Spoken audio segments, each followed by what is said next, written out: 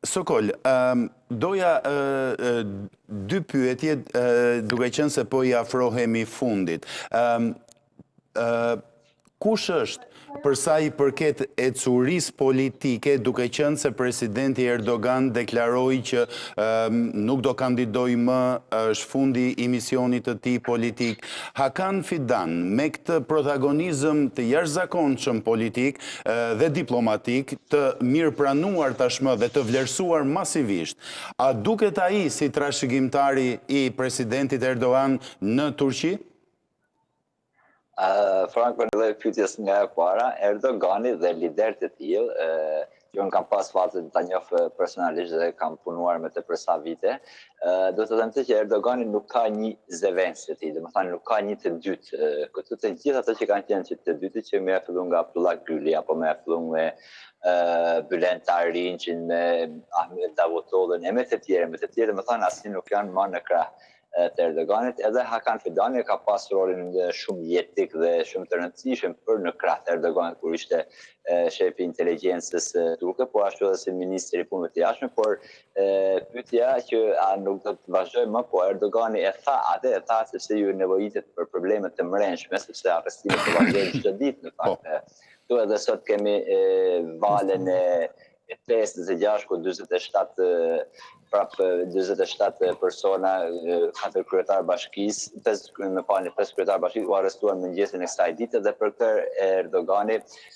jep mesazhe domethënë shumë ekstreme nganjëherë, por pas 2 ditëve që foli Erdogan tha që unë nuk do të jem më gjoja kandidat sepse bën ta ndryshojnë kushtetutën dhe duhet vote opozite për këtë shkak ata. U qua ortaku I tij që është Partia Nacionaliste Turke MHP-ja, lideri Devlet Bahçeli, ata aty nuk na lënë dot domethënë Turqinë sepse është në kohën më kritike të shtetit tonë, kështu që mos gabon domethënë që mos jetë në ashtu dhe nëse shohim politikën e mrenshme turke që ndoshta në ndërkombëtare nuk është shumë e rëndësishme, ose nuk jepet shumë rëndësi nga media ndërkombëtare, Franco është që Erdogani po bën çdo gjë domethënë për të zbutur ose domethënë për të dobësuar opozitën kryesore që është Partia Popullore Republikane Turke dhe po ngret pjesën kurde ku tashmë këtë fundjavë po presin që të kemi një amnisti, domethënë një falje shumë të madhe që po të thuash me qindra mijëra ku bëhet fjalë 20 deri në 45.000 antar të ish organizatës terroriste PKK, domethënë të të lirohen nga burgu para Bajramit të takon para deri të premten tjetër për një javë. Edhe për këtë Erdogani po I vën të gjitha gur mbi gur gjërat që ai të shkojnë në zgjedhjet e parakohshme, domethënë parlamenti 360 deputet, po 360 duan që të kërkojnë zgjedhjet e parakohshme që ai të rikandidojë përsëri. Por nëse vetë presidenti e çon në zgjedhjet e parakohshme qeverinë e tij, atëherë ai nuk e ka të drejtën të jetë kandidat më, por nëse parlamenti ja kërkon edhe qoftë një ditë para afatit kohor që mbaron si president, domethënë ai përsëri ata shkojnë në zgjedhjet parakohshme dhe kështu që automatikisht Erdogan do të jetë kandidat I ardhshëm dhe kjo nuk ka dyshim fare në Turqi, domethënë qoftë nga krahu I opozitës apo pozitës që Erdogan nuk do të jetë më kandidat, është thjesht për nevojë për të qetësuar ose për të tërhequr vëmendjet nga gjërat aktuale ose problemet aktuale si që janë ekonomike, domethënë për këtë Franco. Kam përshtypjen, po